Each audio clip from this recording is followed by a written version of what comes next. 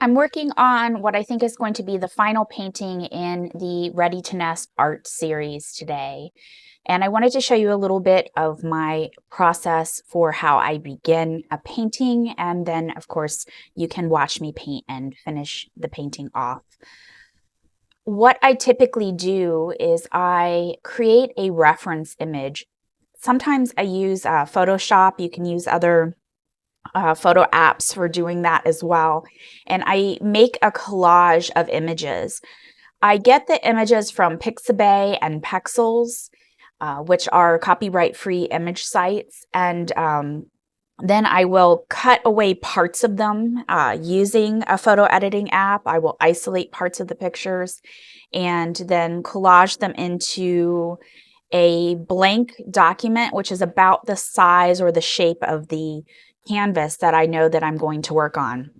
Sometimes I will also use photos of myself, and I will then crop parts of my body to use and collage in the same manner.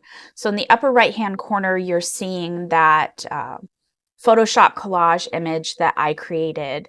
And then I will sketch out, I'll do a loose sketch of the drawing on the actual canvas or a sketchbook paper that I can transfer to the canvas.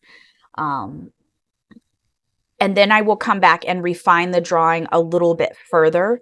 What I originally draw won't always end up being what the final painting is. There is, of course, some creative license. As you're painting, you may want to adjust things within your image.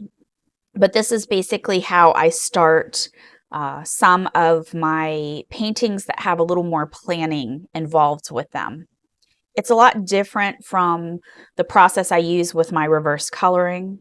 And I can also use some of the images from my sketchbooks and my reverse coloring style painting practice from, the Weird People, Weird Voices series. And I can also collage those into the Photoshop image before I draw the sketch out. So I'm going to finish this sketch off, and then I'll show you. You can basically just watch me paint the rest of the painting.